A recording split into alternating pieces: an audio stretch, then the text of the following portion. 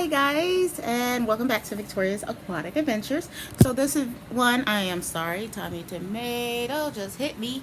Woo woo. So basically this is just an intro video where we're going to take care of business. So just to let you know that this video right here that is about to be shown to you is actually just going to be how I managed to take care of my rodents and my quail and everything as far as food wise during the summer. I actually garden, so I got pictures of my plants outside. If Thomas will quit it, stop Thomas. So we're actually going to take you outside and do that. That is this video here. The very next video is going to be showing you Mochi and Samson and Fabio. So I will be showing you those three new pets. They are settled in nicely, so within the next 3 or 4 days that video will be popping out here in pretty soon. And then the video after that, I have not forgotten about that quail habitat. We are going to do that, and then we are going to show you how to clean out that tank. We have also not forgotten that. And then there's also a surprise. Yes, a big surprise. Oh my god, oh my god, I'm so excited. I can't wait to show you that, but right now it's going to stay a surprise. So like, subscribe if you're ready to figure out what all of this is and what's going on here. Basically, it's turning into a ranch, guys. It is. But just like, subscribe. If not, give me a thumbs down. It's really up to you. All of this can be undone if you don't like it. So follow through. This is how you basically do a garden, and you can lower your vegetable bill for fresh fruits and veggies all summer long for your pets. So let's get started. Hi guys, welcome back to Victoria's Aquatic Adventures. We are outside today. I'm basically going to show you how I feed. You can see Nugget back there in the background running around. We just did the yard, so I am in no way trying to look cute for you today, but we're going to show you how I feed all of my rodents and like my guinea pigs, my rabbits, pretty much even my dogs all throughout the summer. Just kind of because everybody gets kind of a vegetable and a fruit daily. So instead of spending with money, like, this is a lot easier.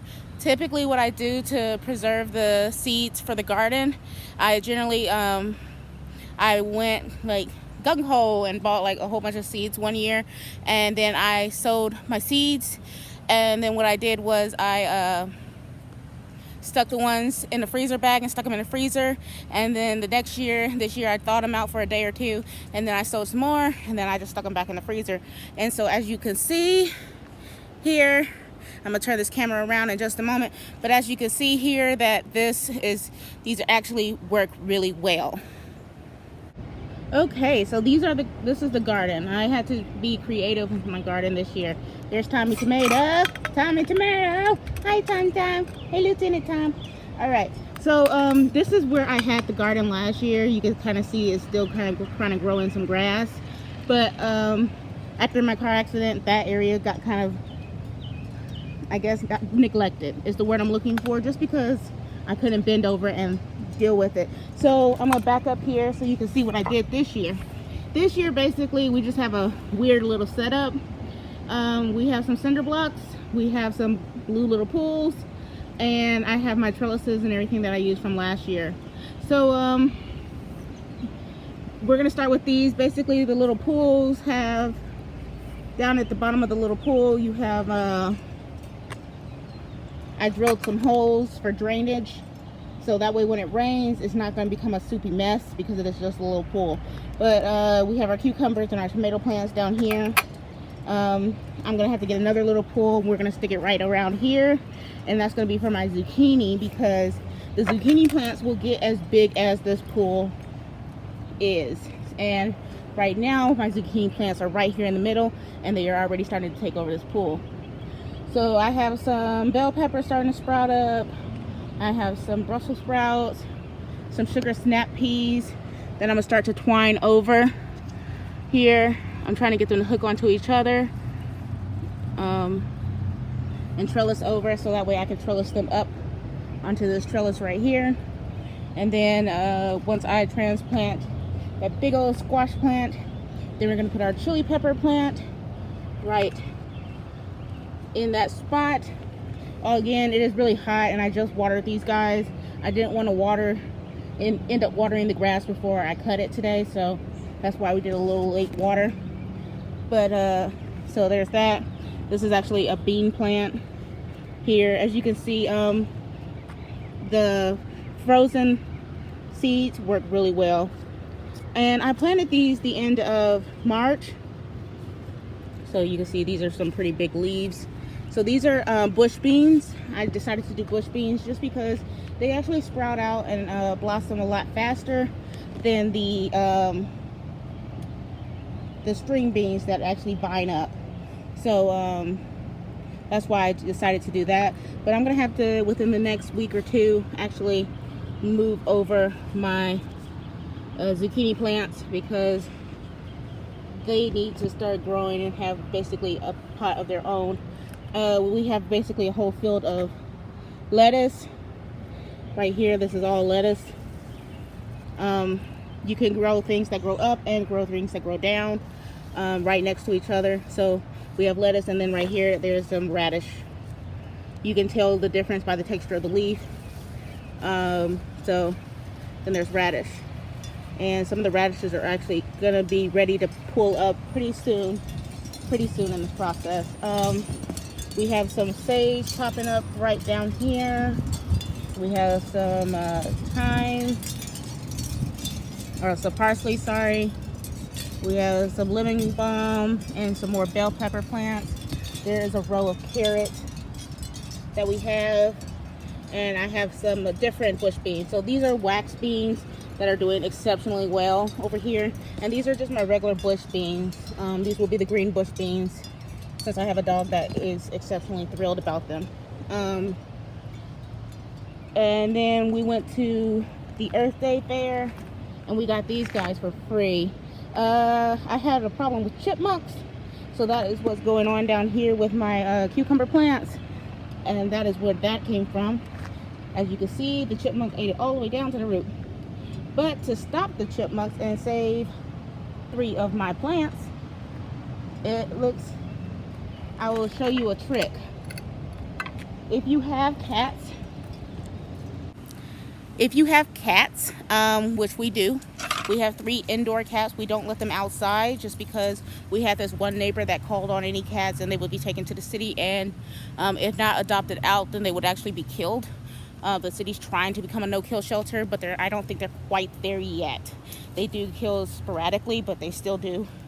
But if you have cats and you have chipmunks, so I hung a bag of cat poop. That is actually just a bag of cat poop and cat pee, and what it does is it actually just deters the chipmunks that are underneath this shed back here from getting in my garden, and it makes me not a killer.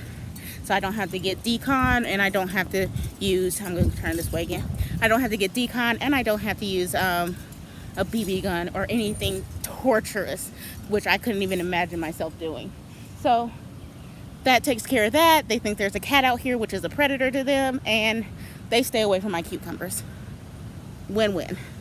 All right, so the last thing I'm gonna show you out here is one of the plants that has survived since last summer. It actually kept growing. We had a few carrots that I actually pulled up from last summer, and quite a few herbs. I actually already fed those to the rodents. They eat them up a lot faster than store-bought things, just FYI. So you have to give them to us sparingly, otherwise they'll eat you out of house and home real quick.